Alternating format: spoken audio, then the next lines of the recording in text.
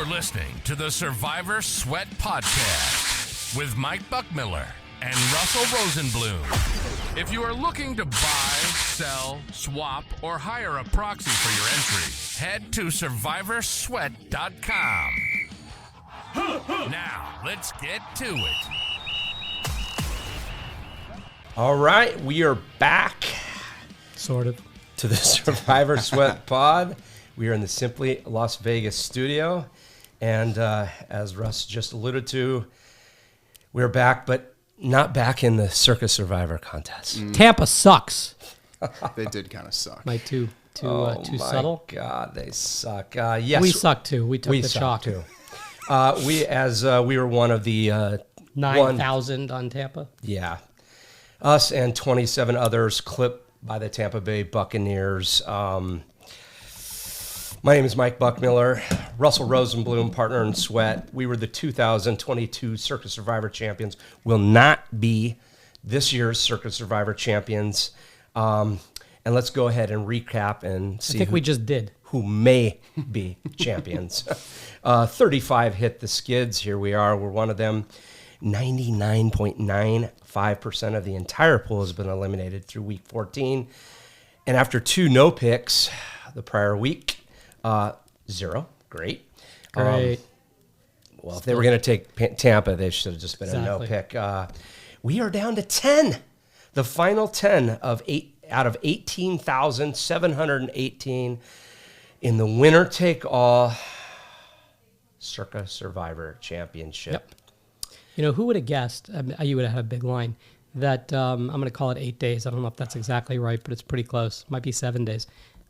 There'd be a 7-day gap between having 6 people left in Grandissimo and 10 people, Yeah. There were 6 people left in Grandissimo. 10 days later, there was 10 people left in the main. Yeah, and that whole... Isn't that crazy? Yeah, it's like impossible. That That's whole- why everybody says, how long do you think it'll last? How many do you think will be there at the end? And my answer is always the same. It's almost impossible. Like, to even lay a Yeah. line is so Yeah. hard. Yeah, that's like calling out the lottery. Like, you can't. Yeah, it's so hard. There's so many variables that could cause this to end with literally 500 entries or, not make it to Christmas. Well said. Yeah, I mean... I always say I think it's always making it to Thanksgiving. That's about the only thing that I always give you. Other Yeah, than that's that, what I don't. Stevens and Benson always say. That'll make it to Thanksgiving. I agree with them. Yeah. It's just once you get to Thanksgiving, anything, it's sort of all bets are off. Yeah, it seemed like everybody's chugging along, and then there's that gauntlet where there's 3 picks in 8 days, 9 days, and then quick turnaround. It goes from like 900 down to now 10. And it is, and I remember on the Saturday Night Sweat show, somebody asked me and put a line. I think Benson line was 4.5, and I think both Baker and I said over. And I also said it's all going to hinge on the Buccaneers because Right. it's got to be one of these big swings, and it's going to take out this whole conglomerate of people, and it did, and it absolutely, Which is freaking always, did. always the spot we try to avoid. Yeah. Yeah. And Always. yet there we sat. Like, it's one of the rare times we took the chalk knowing it was going to be the chalk. Sometimes we don't think they will be, and they are. This time we knew they would be the chalk. We didn't have a lot of other options. We did have other options. One of them would have gotten through, but it was not. It was, I would say, if you gave me the likelihood of the morning, we haven't discussed it this way, the likelihood of the morning of the 3 teams we could pick, it was probably going to be like 85% likely Tampa Bay, 13% likely the Browns, and then you've got, 2%? Miami. Yeah. Like, it did come up, there was but one it came pick. up a couple times. One I mean, pick. for us. Yeah. I don't No, mean like in the field. I mean the Yeah. chances that we take one of those teams, it might have even been 90% Tampa, 9% Cleveland, 1%. Like, Miami did come up. There were only 3. We never brought up Philly. Didn't matter, right? But we never brought up Philly, and we could have because we had them, but we were holding them for a different spot. Usually we try to at least talk about every option, even if we quickly rule it out, like we did with Miami. We talked about it. I remember I said, maybe we take Miami versus the Jets. You go, ooh, that's a good spot. Where were they playing? I go, New York. You go, forget about it. Like, I'm not Did you guys taking have 2 the in New York. Seahawks on that entry? No. No, and No, that's you the burn the- you burn You're the actually Seahawks, you don't okay. even realize it. You're like, it's the dig. You don't even realize you're giving. We Oh, okay, sorry. no, it's fine. The other entry where we lost the Chiefs on Thanksgiving had the Seahawks available and also Denver. Denver available. Interesting. So it's just a question of which week we took which, and Denver against the Raiders. Yeah, we knew we were very, very well lined up. So even though when people said when Kansas City busted, busted us on Thanksgiving on the other entry, technically speaking, it was positive equity for us because Right. more people busted. For us, we perceived it was negative because we had such a great path on that entry. This one had a rougher path. Yeah, we had an internal conversation thread on that, and we have several math guys that we, discuss. Russ and I make the picks, but, they chime in every now and again about certain things, and they were happy that we survived and we had one pick. And, one of our strictly math gentlemen that, chimes in was like, no, it's best that we have one with 49 remaining. Then two with there was 120 other two that chimed in and said, no, I think we're better, Right. Russ and Mike's better against the field. I think it would be best if we had two. It just gives us more options about where we're going to land. And sure enough, we're still in this thing if that happens. But there's always ifs, buts, and whatnot. And, a little into our brain when we discussed, Browns, Bucks, and Miami, we discussed a lot about the leveling war. And, at that point, everybody that got through had taken dogs. Mm-hmm. And Yes, that's right. they have shown the willingness to do that. And so when we discussed taking the Browns, we also discussed waking up or the reveal show, finding 10-11 on the Browns because of the contrarian play, and then maybe the EV slides back to the Bucks.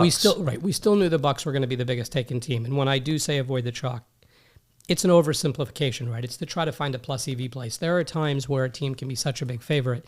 They can be the most popular team, and it can still be worth taking. Not usually the case, but it can happen.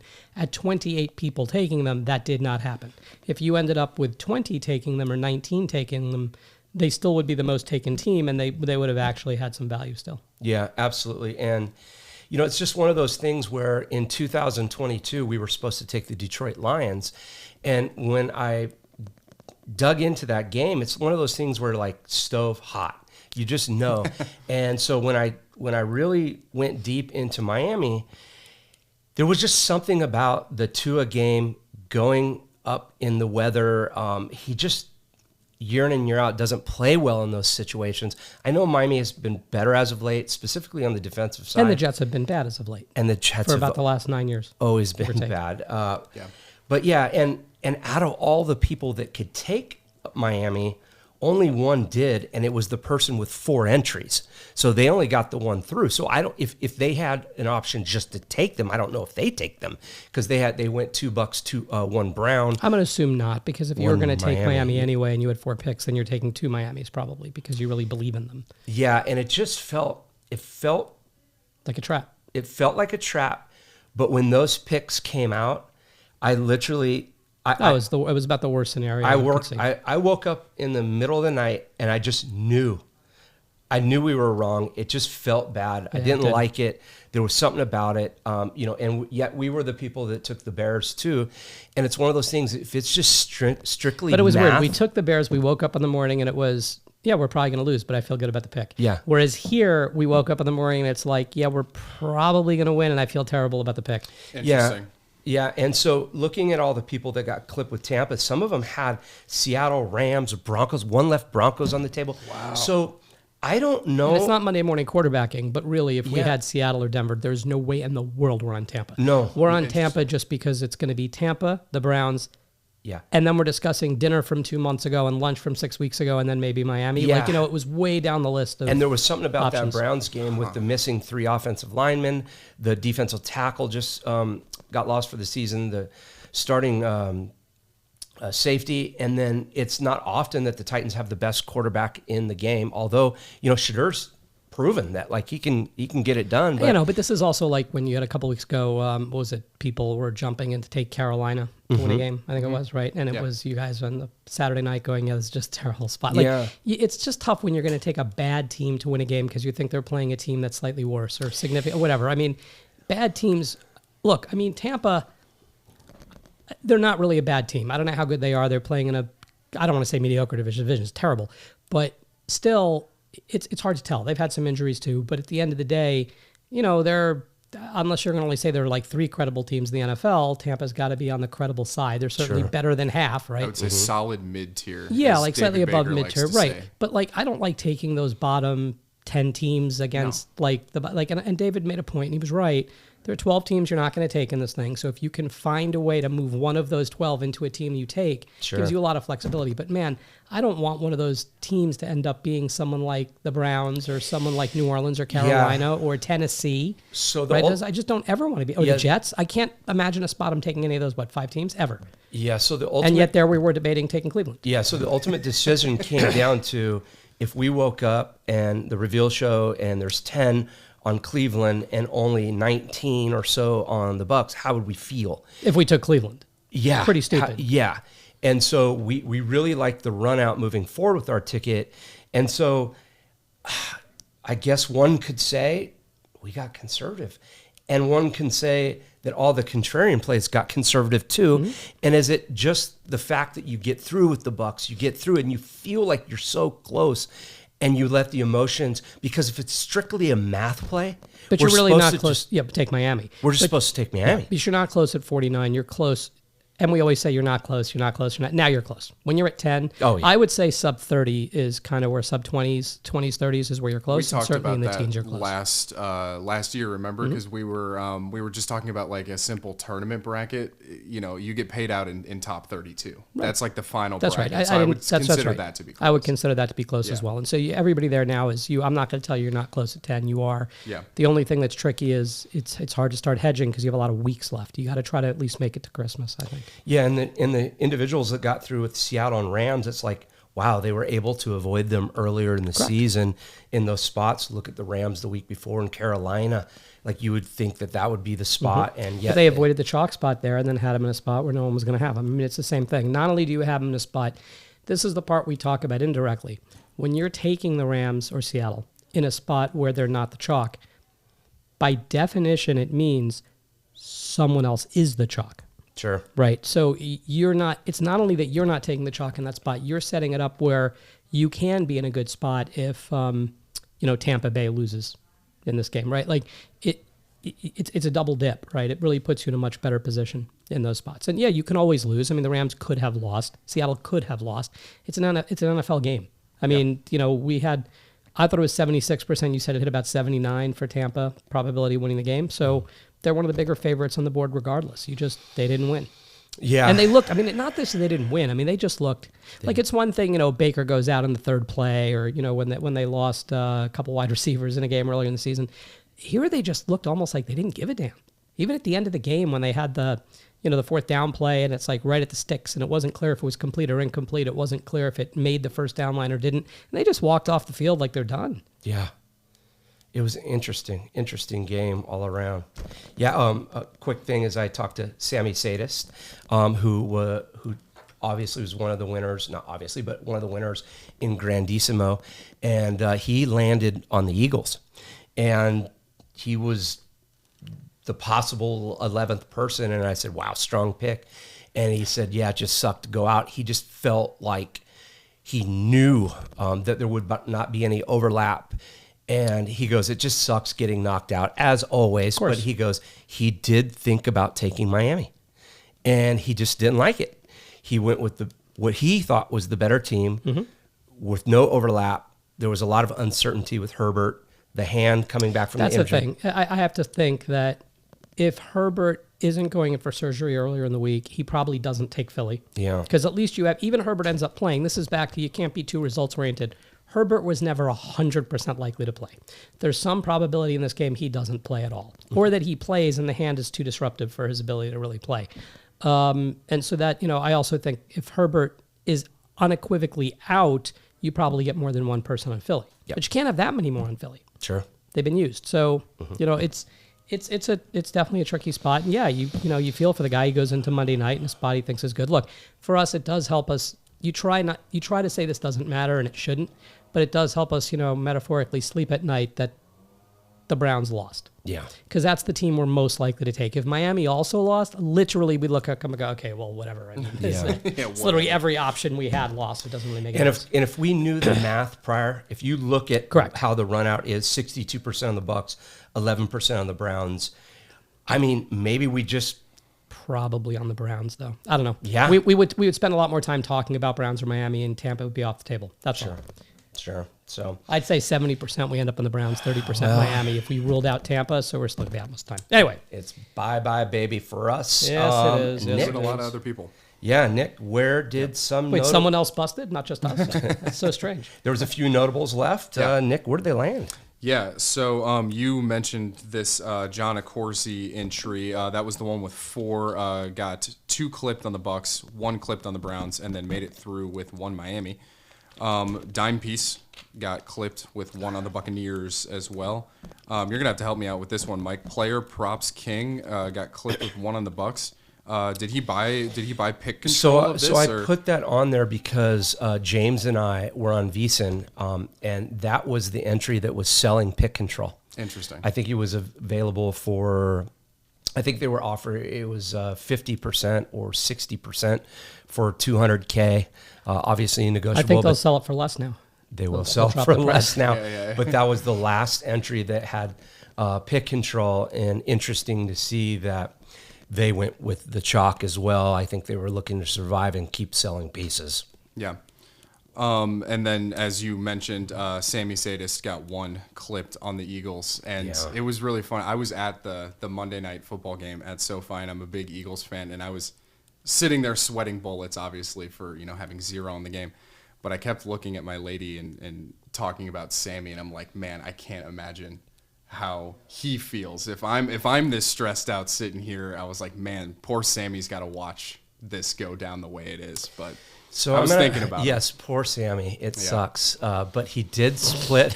He did split He didn't even win outright, though. Grandissimo, Didn't Yeah. even win and outright. literally 2 days earlier, he Got paid? he No, he got paid somewhere else. Yeah, in the Caribbean at felt. the WSOP, he hit the Bahamas, baby. Bahamas 2.1 million. He took down the 100K. So maybe he didn't care about the Eagles. Yeah. He was probably warmer watching the game in the Bahamas. Very true. Yeah, so he's running hot, good streak. Congratulations, and man, hell of a run. But Yes. yeah, I was on a text thread yesterday, texting back and forth with Benson about something else. I thought you were texting with a suicide hotline. The one out of Tampa. Well, that was the like, day. That was the day before. So You're calling the Tampa office. Like, do you Yeah. live here? No, I'm in Vegas. Oh, I understand. And I asked him something about the check ceremony, and I said, "What does T11's pay?" Nothing. Nada. By the way, a quick side note here as I'm looking at this. For Accorsi, he had $2 of Browns and the Dolphins, right, on the 4 Yeah. picks. I love that spread. I do, even though he loses 3 of his 4 picks. If we were in the same spot with 4 picks, and assuming that's our availability, I'm assuming you don't have Seattle or Denver, I think our debate would be, is it $2 of Browns and the Dolphins, or is it 2 Browns, a Bucks, and the Dolphins? And I think that would be the only debate. I don't know where we land. Not 2 Dolphins. No, I would never take 2 Dolphins. Or we didn't even, it was hard to consider them. And you might say, well, if we took Tampa, why would we be taking 2 Browns and 1 Tampa? Tampa, you felt like you're pushing the ticket to get through, so you only have 1, right? So I don't know where we would have ended up there, but it would have been a similar split as that. And didn't he have a 5th entry, just was under a different name or something? We don't know what it is. No, that turned out to be Not accurate. Oh, Galen Hall or something like that's that. not Galen Hall. It's not Galen Hall, and What did Galen have here? as it turns out, he popped up yesterday and says he has 2 of the remaining 10. Okay. But nobody could identify because people keep asking him, what's your screen name? And he doesn't respond to those. So he just says, I'm in. I got 2 left. Okay. Interesting. So I assume they're under different names, or it'd be pretty easy to figure out. You could look at with the only Yeah. entry with 2 names. I have an idea, but I don't know understand. for sure. So there's nothing I could say Right. there. But the other thing, and I'm hoping Russ, you can explain this a little explain this in detail, because I see a lot of just quick chop conversation Yep. over and over on Twitter, and for me, I would be using more of the term save because Because you're a baseball guy. And well, not necessarily. Well, yes, but it's like people think that it's just chop, it's done. Right. But I think the term save and continue to play is a lot different. Yeah. And so I think that's the type of thing that the terminology that we would look to use, because we still like to gamble. We still want to win this thing outright, but we're also very smart in terms of how we want to, move forward in this contest. So can you explain to the listeners why they should be using, or maybe a better term would be save? right. So for the poker players out there that have made final tables, you can go take a break, go to the bathroom now because you already know the difference, right? But both of these terms kind of come from the poker community. So A chop means, let's say you've got, which we do, 10 people and, $18 million. Everybody gets their 1.8 million and change. I guess Benson gets the tip. Everybody gets their 1.8 million. You stop playing, call it a day. Now, technically speaking, Circa doesn't let you do that. They're going to make you play. But you could all, for example, agree, okay, we're all going to take the biggest dog in the field and hit the button and we're all going to be done. Right. Mm-hmm. So there are things you can do, and the contest will end and you've just chopped up all the money. Or you can say we're chopping and technically we're still playing, but for no money. And I would say that's a chop, not a save. All the money is done when you've chopped it. You've chopped up the money, allocated it, you're done.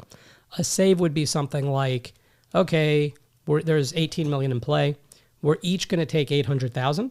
Or $1 million. And right, because we're each take 800,000, whatever number you want. We're each going to take 800,000 and we're going to play for the last 10 million. Mm-hmm. Right. So you could do that. And so now everyone's got the 800,000. So you're basically taking 8 million out of the prize pool. You're playing for the other 10. Now you're then legitimately playing.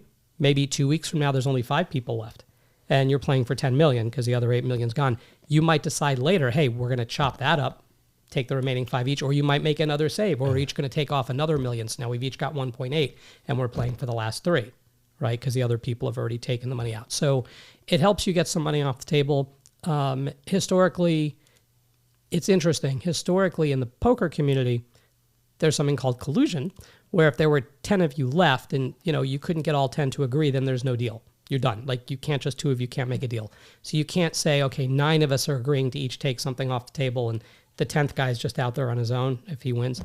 In this, there are no rules against collusion. I mean, it's almost explicitly legal. It's explicitly permitted. Mm-hmm. So the big misunderstanding I think people still have here year after year after year, they assume with 10 people, they need all 10 people to make a deal or you can't make one. That is not the case. You could take one other player or 9 other players or anything in between and say, okay, look, if we had different entries, you and I are going to make a save. So anything I win, you get 10% of. Anything you win, I get 10% of. If none of us win, then it doesn't matter. And if we both win, it doesn't matter because, you're both going to get paid out anyway. This way, at least if, it's the equivalent of doubling up your entry size. There's no necessarily mathematical edge, but you're reducing your variance, you're reducing your swings, you're increasing the probability you cash. In an event where nobody really knows the answer to this, but people have said with 18,000 people, if you're really, really, really good, maybe you can win this thing once every 1,000 years.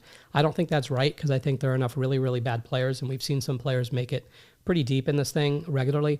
But still, to actually make it to the end by yourself, it can't be more than 1 in 100, really, even if it may seem that way from time to time. So with one entry, of course, the more entries you have, the higher the probability. But the other thing that's interesting here is that you do not have in the poker community, and maybe they should, is the equivalent of Survivor Sweat. I mean, they sort of do, but not once the tournament has started, really. I thought there was somebody doing it for a little while. That was letting you bet on players as the tournament progressed. Yep. He's no longer doing that. But in any event, with Survivor Sweat, in theory, if you wanted to hedge, a hedge and a save are very similar. A save is you're dealing with your exact competitor and you're making a deal. A hedge is normally, a save is a form of a hedge, but a hedge is normally you're doing something to take a little bit of money off. So you might go to Circa and bet the opposite side of the game you're on for Survivor. That would be a hedge. With all due respect to Circa, the benefit of the save to the hedge, when you hedge, you're paying juice. Like you're paying a premium for that bet. When you're having a save, you're really not. It's just the 2 of you. And so now with Survivor Sweat, in theory, you could go out there and sell 1% for what is it, 18,000 or something like that? Sure. Right. So you could sell 1% for 18,000. Maybe you don't get that because at this stage, I don't think people would be paying par for a hedge, but you could maybe sell 1% for 12,000, just making up a number. I don't know what it would be. Maybe you sell 1% for 10 or 12,000. Maybe that doesn't seem like enough. So you're selling 10% for 120,000. Maybe you're selling them in 1% pieces. Technically, that's a hedge, but it's, a hedge and a save are basically the same. So Survivor Sweat can also help put people together that are looking to make saves. Yeah. But they have to really realize there's always the obsession, including at Survivor Sweat and their management, because I've talked to them, there's always the obsession of, okay, we have to get everybody on board for this. You really don't. And there are actual advantages even when you don't, because if the 2 of us were together, it's the same thing as you having 2 entries at this point, right? Sure. So you're able to make decisions later to make it very difficult for the other person to win the pool by himself. Sure. So you can also reduce your variance in other ways. If you're down to week 18, circa week 20, if we had a save together and it was 50-50 save, there's like 0 chance we're going to be on the same team. Yeah. We're going to be on different teams. One of us may be on the team to block the other guy. Block. Correct. Yeah. for sure. Right. So you're giving up. Your equity is somewhat equity neutral, but you can substantially increase your probability of winning. So there are a lot of advantages to making saves, and also you are colluding, just like in poker. If you had 2 against 1, that one could win the tournament. Man, it's much harder. Yeah. It's much harder. And here it's the same thing. If you have 2 against 1, the difference is here it's permitted. And in theory, if you had 2 against 1, you can tell the other person, hey, look, we are teaming up against you. You sure you don't want to make a deal? Right? And they can make whatever decision they want. But Sure. If it's 2 against 1, usually that third person should want to do something. So anyway, there's sort of the difference between the two. Yep. I would recommend at this point, some people should do something, because for most of you out there, except maybe for Sammy Sadis, the dollars are somewhat significant at 1.8 million. And to think you've made it this far and then literally get 0, which could very well happen, by Friday morning or Monday morning or Tuesday morning, depending on where you go, would be very, you should want to throw up. So I would try to take a little. Well, thank you for that explanation, and that's a wrap for Week 14. We're going to take a quick break and come back and see where these individuals are going to land for Week 15. We'll be back. Couldn't have imagined that it would happen. To be here today and collect this check. This is amazing. Do you have what it takes to win the biggest football handicapping contest in Las Vegas? If you live out of state but want to enter either the Circa Sports Millions or the Circa Survivor contest, you've come to the right place. But do you not live in Las Vegas? There's a solution with Survivor Sweat. Place from anywhere in any of the biggest sports contests. Fly to Las Vegas and schedule an appointment to get signed up. Can't make it to Vegas? Just buy an entry form from the marketplace. Either way, submit your picks each week into the contest using Survivor Sweat Proxy.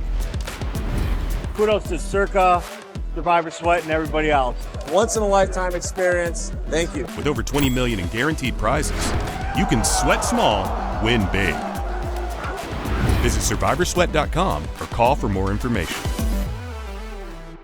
All right, we are back to look at Week 15, and I guess before we discuss this, the rundown of teams, I think we need to know who has what, the landing spots. True. I mean, you look down, no Seahawks. Overall, I mean, there are very limited teams available here. There's one Bear, no Seahawks.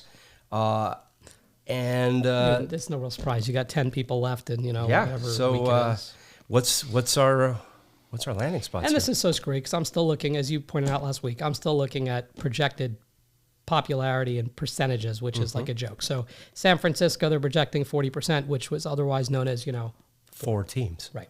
And then you've got Philadelphia at 25%, which would be 2.5. So I'm going to guess that number is not going to be dead on. No. So Jacksonville's projected at 20. Would you say one guy had Chicago? One guy has Chicago. That explains why they're projected at 10. Now, Houston's projected at 5%. Also tricky. I guess the question is, are they going Houston or are they going someplace else? So yeah, I mean, it would be difficult for me to push the button on Houston, because Houston has such a great spot next week against the Raiders, and only 3 have them.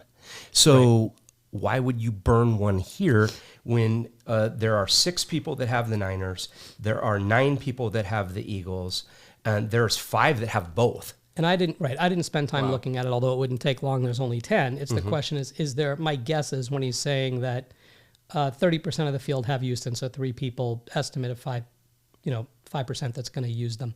So it's really, there's one guy that probably has Houston, and the question, has Houston and either nothing great or Houston and the chalk, which direction is he going to go? Sure. And so you can really, this is where, by the way, if you're still in, you really should dig into each entry, not just the percentages. Stop and look down and go, okay, who did this guy take on Thanksgiving and why? We know he took a dog because he's still here. Did he take a dog because he had 5 entries? He took 4 favorites and a dog. Did he take a dog because he had no favorites? Or did he take a dog with 1 entry because he thought the EV was right? And then you can try to back out, what do you think that other guy's going to do now? You're playing for a lot of money. So when there are 2,000 entries, I don't say to do this, it's impossible. Now with 10, it's kind of inexcusable not to. Sure. So you have San Francisco, looks like 86, 87% win rate here. Jacksonville, we haven't discussed yet, 84% over the Jets. The Eagles, 81 to 85, depending on what platform, over the Raiders. And then to your point, if you want to isolate you're that one person with Chicago, you can do it 76, 77% against. The thing that would be total disaster if you're Houston, the guy with Houston, is you choose to take Houston and so does somebody else, much less two other people. See, that's the disaster. So if you're taking Houston, you really kind of want to be the only one out there in Houston. And for what it's worth, there's some players that have done this in years past, and I think it's really smart. You can go out there and you can say, hey, I am taking Houston, and be telling the truth. Sure. And you're hoping that deter, because it's also a disaster for the other guy that takes Houston if there are two of you, right? So you're hoping to deter that person from doing it if he knows you're going to do it. Yeah, and looking a quick ahead of next week, week 16, you quickly find that Houston, as I mentioned, 83% over the Raiders. Kansas City, 86%. There's only one person in the pool that has the Chiefs left. I don't think they pushed the button there because of the Christmas slate. They might. I mean, depending on what you're looking at, sure. I would strongly consider it, because if there's only one guy that has it, you've got a really, really, really soft game. You got Buffalo, 80% at Cleveland. You could be in a spot, depending on what it looks like the other people are going to be in that week before the Christmas game, where you're taking a shot to win the whole thing. Because once you reach Christmas, you can start to hedge. Yeah. You just have fewer games left. Yeah. Right. And the individuals that can choose between Philly and San Francisco, it obviously depends on what your availability is for next week, because all of a sudden Indianapolis becomes a good play, where it's the Niners at Indianapolis, when you might have Phillip Rivers under center for the Colts. He being metaphorical? No. That's unbelievable. He's on the practice squad and working out. They're deciding whether or not they're going to activate him for this week. He knows the offense. He's ready to go, supposedly. They can't just get Matt Ryan to come down from the booth and literally just... That's a great... I mean, it's almost the same thing. Yeah, they great analogy. They called him... I'm trying to decide which one I prefer. I'm not sure. Yeah. Yeah, they called him. He's in. That's unbelievable. Yeah, they hit his cell phone. He has grandkids. I'm not joking. And they're... Yeah, well, it's not like he has grandkids that are playing. Well, he said he's ready to go. I'm sure he did say he's ready to go. And I'm sure it's not even about the money. I'm sure he's happy with the money. It's, you're a competitor. You've been, you see boxers that just can't retire. I got news for you. Yes. I think he's got 15 kids. I'd be out the door sweat. I mean, that's true. Lickety split. He's been a high school football coach. He's got 15 kids or something to that nature. And he's got grandkids. One phone call.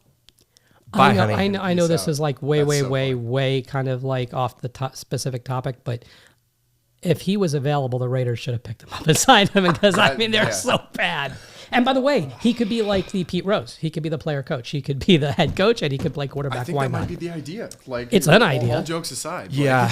And I don't know how. I'm sure the NFL has a rule for this. I'm sure they do. I'm sure you're not allowed to pay the guy $10 million as a head coach and $100,000 as your quarterback, and not take a salary cap hit. Freaking hilarious. Yeah, I guess the only reason why he considered it is because Indianapolis does have a decent offensive line. Course. They got a good running back.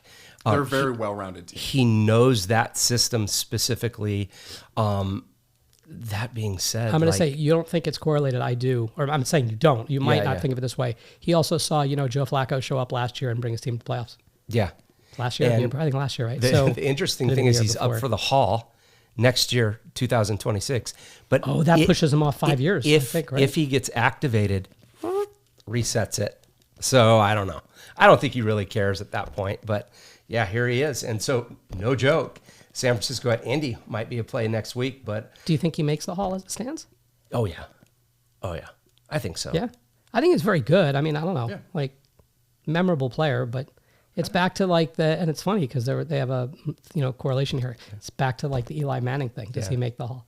Eli Manning, Phillip Rivers. I think insiders think that he's a lot better than Manning. I agree, but Manning, everybody that's the casual fan is he's got 2 Super Bowls. That's true.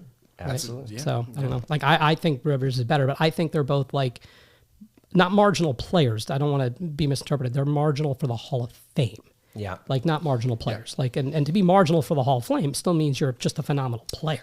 Yeah. So to Russ's point about diving into the 9 other entries, and in fact, one guy diving into 8, because one guy does have 2, just know that.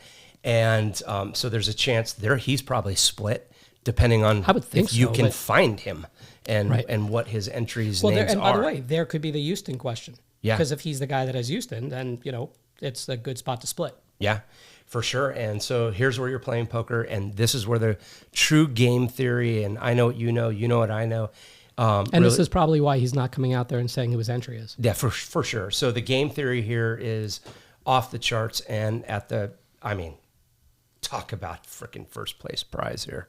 So as of now, I haven't heard of any swaps, chops, deals, saves, anything to this nature. And when people have the Niners and people have the Eagles, they just think they're going to survive, just like the Buccaneers think they're going to survive. And so it is what it is. But going to be interesting. And then looking ahead to the Christmas slate. Yep. No Lions, no Broncos, one Chief. So you are either taking Dallas or Washington. Dallas or Commanders. not that. Yeah. Or you're going Vikings, baby. Wow. Yeah, it's going to be. Do most people have Dallas and Washington left? So there are only 6 people or 6 entries left that actually have a favorite. Otherwise, well, okay, but I mean, between Dallas and Washington, who's the favorite? It's Dallas. 50, I know. 64% now. 64? Yeah. Is Washington going to bring Daniels back Daniels, again I think he's shelved. I think coming? he's just shelved. After he came back and he took another hit, I think... Now, it's funny. We took a look at this a while ago, and it begged the question in Dallas's road splits on the road. Yeah, road splits on grass, not great. But it's funny. So at one time, if you told me there's still 30 players left, I think there'd be a lot of value on taking the Commanders. If you tell me there's only 6, it's tougher. 6 of them, maybe one's on KC. Now there's 5. I don't know. Yeah. I don't know it's hard to pull the trigger on a dog there. Yeah, it'd be interesting. And, somebody might just jump out of line and take the Eagles. If all 10 get there, by the way. No, that's why I said if there are 6 left. I'm assuming all 10 don't. It's just hard. Someone will get I just out. thought coming into this, if you had a Lions in your back pocket, and maybe that's why they took the Bucks, is just knowing that they had that. Well, yeah, because all the people, the Lions are gone. Yeah, so no, of they course. almost certainly all have the Bucks. Then they get a little bit conservative there, and so maybe we should have taken that into consideration too. So I don't. It's so hard. Yeah, it is so hard. And at the end of the day here, and I know it sounds self-serving, but I think and you've got a couple of weeks if you make it there, but I think it's easier to make whatever Christmas decision you have to make if you've sold off 30% of your entry someplace. Sure. Like you've capitalized, $500,000 or whatever. And now it's like, okay, I'm going to take Washington because no one else is. That's harder to do when you think you take Washington and they lose, 27-3. And you're like, what the hell did I just do? And you're explaining to your spouse but I thought this was worth $1.8 million. Technically it's worth that, but we don't, how much do we have? No. We lost $1,000. Yeah. Yeah. We only lost $415,000 last week. How'd we do? Exactly. So, the good news is the guy that lost with Philly feels like he lost more. Oh, God. It's the same. You had to get through the week. The time your team plays doesn't matter that much, although it does if you're going to hedge, but it's early to hedge. But from his perspective, I mean, the value of his entry was like $1.75 million or something because he was the only guy on the Eagles. So I did peek over at the marketplace, but I just don't know if I have the heart. Nick, what's going on over there at the marketplace? Current implied value is 1.8 milli. Wait, you sure on the math? You want to go back? Yeah, right. 1.87. And change, 1.8 and change. Oh yeah, we always got to talk about the change. You can't forget, otherwise Benson doesn't get his tip. Yeah, it's only 70,000. What's the big deal? It's for the tip, and we're in the Simply Vegas studio. We've said that before. You can buy a house with that change. Not from Simply Vegas, but. Not for 70K. There are 3 entries on the marketplace. If you would like to jump back into the contest, 22K for 1%, 98K for 5%, and 540K for 30%. And one of the things that I want to address that James said last week on Saturday Night Sweat is don't underestimate what people will spend their money on. Because I didn't know this until he said it last week.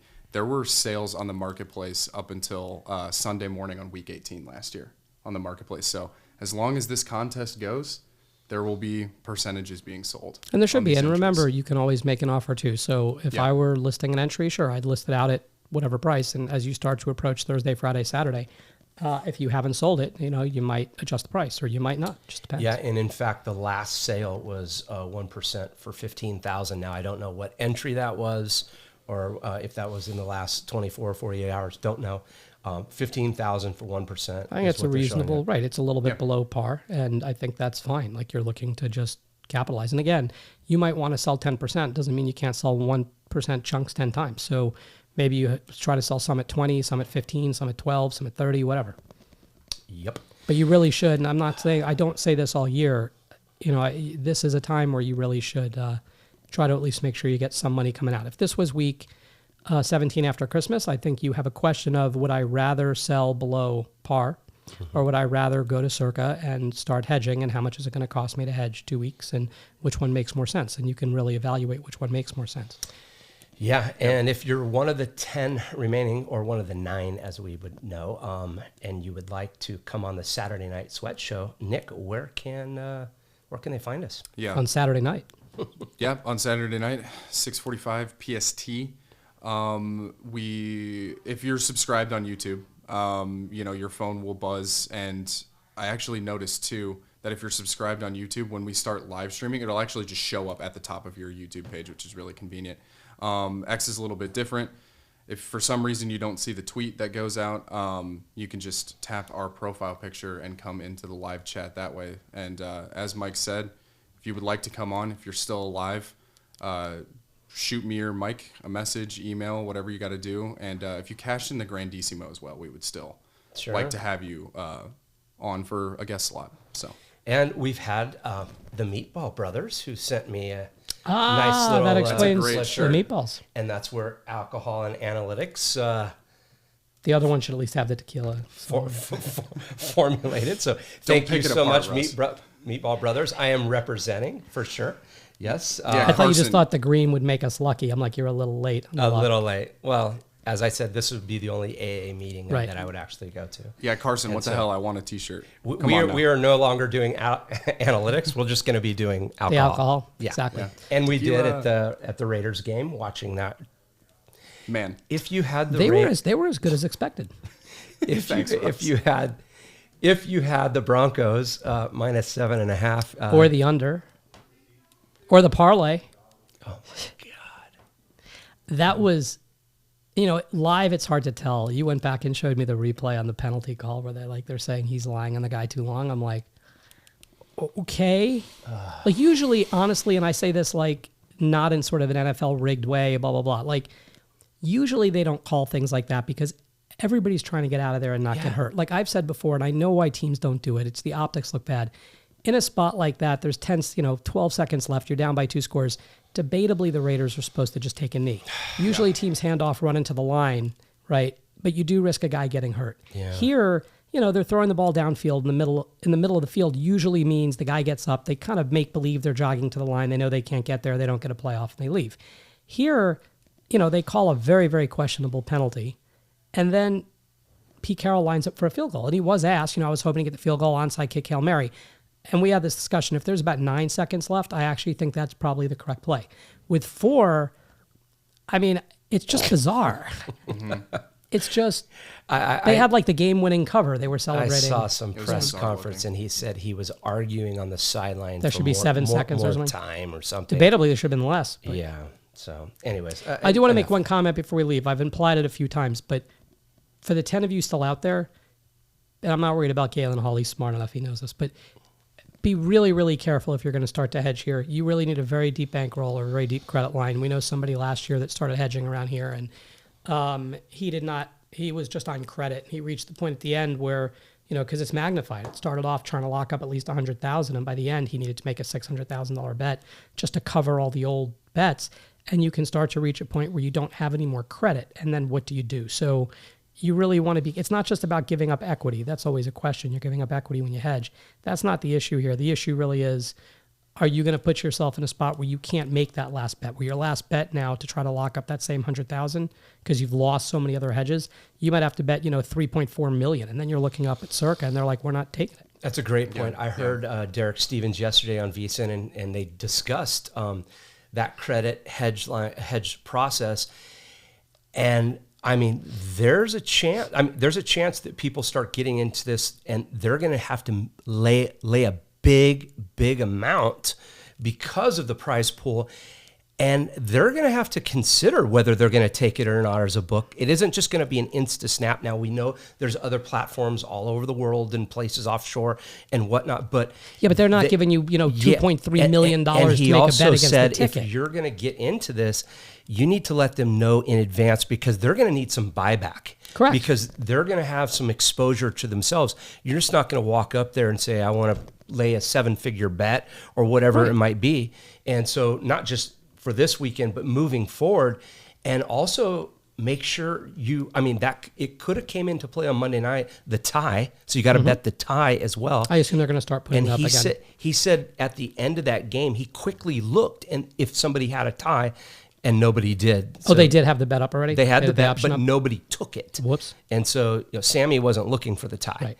And so long story is, if you get into this, you need to make sure that you're communicating with that book, because you might not be able to walk up there and lay a 7-figure number down or a high 6-figure number, because they're going to need some time for the buyback. And I'm going to say something that's actually not the opposite. It's the same theory. But if you're a professional sports bettor, or even a casual sports bettor, but looking to get a good price, I would suspect if I'm Circa, I would shade the line, right? I'd move the line, because I know you've got somebody that's making a huge hedge bet on this dog because they need it for Survivor, which means if you're looking to bet that favorite, you can show up at Circa and probably get a substantively better price. Like, people go, it might be half a point. At some point, if they're going to let some guy make a $3 million bet, it could be 1.5 points. It could cross 3. It could be all sorts of things. Your money line could be substantially better. And so if you're actually looking, I think this is a spot for people that are sharps to be able to show up at Circa and take the other sides of those things, because they're going to be tremendous value. That's right. They should be. And if I'm Circa, that's what I do. I go, okay, I'm going to take your, like you said, I need notice because I need time for these other sharps to get in here. Yeah. But I need notice, and I'm going to take your action. Maybe I'm taking it, 250,000 at a time until, but I'm going to, it's going to be you're not going to get a line you love. You'll go get a better line someplace else, but let's see if they give you $3 million in credit. Yep. All right. Well, if you're one of the 10 entries left, congratulations. Hopefully, this upcoming week goes well for you. If you want to talk contest, you want to come on the Saturday Night Sweat show, or talk anything contest, at M. Buckmiller, at Rosenblum R, or at Survivor Sweat. Don't forget to like and subscribe to the pod. And of course, get your pick. And I'm going to say one more thing. Can't help it. If I were pick Galen in. Hall, in case you're listening out there, I would actually get over to the Survivor Sweat platform and start buying small pieces of everybody that's not me, if you can buy them under par. So now you've got 2 entries that are you, and you've got minority pieces of all the people that aren't you, if you can get them under par, right? Sure. There's a chance you make it to the end with those people and split. Doesn't matter. But there's a reasonable chance if you take the bad beat, you're still cashing. Anything under par, you've got, because if you're looking at this, it creates even additional edge for you. If you know they're very likely to take a certain team based on who they have available, you also know, depending on what piece you have, you're automatically like micro hedged by not taking that team. Yeah. You get to go another way, and if you lose, you get a little bit of hedge, and that could be cheaper than actually hedging over the books, especially if you're buying below par. Great point. Well, good luck, Galen. And hopefully, good luck, sir. Yep. All right. Good luck to the remaining entries, and we'll see you next week. Later.